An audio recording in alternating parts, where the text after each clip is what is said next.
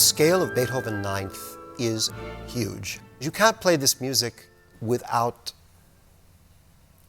coming to terms with yourself.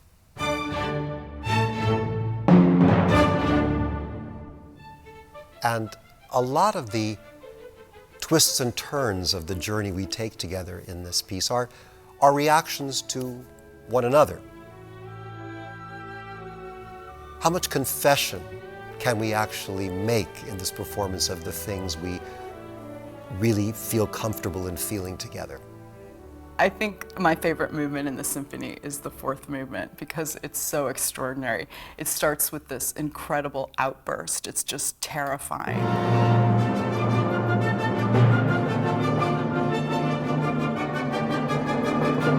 And then there's this amazing recitative from the low strings, the cellos and the basses. And then you hear little fragments of each of the preceding movements. And then he rejects it.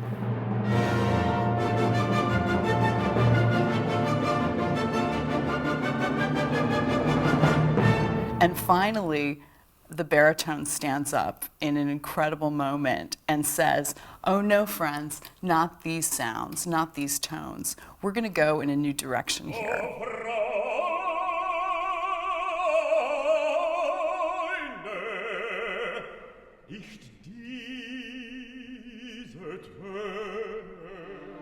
It seems that it springs out of a necessity. It's as if Beethoven tries to exhaust everything that can be said with instruments, and finally, out of frustration almost, he needs to bring in words, and it's the words of Schiller, the words of brotherhood and peace and unity.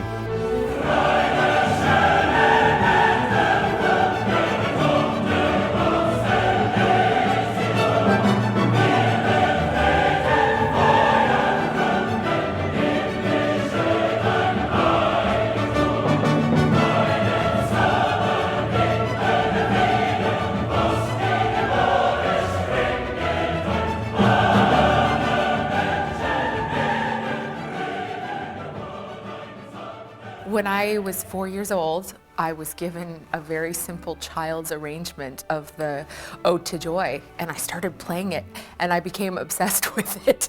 And my parents tried to explain to me that there's actually this whole symphony. And so my parents took me to see it when I was about 6 years old, and I was just, my mind was blown. Now every time I sing the piece, I remember being a child. I remember that moment, because that was a really special moment.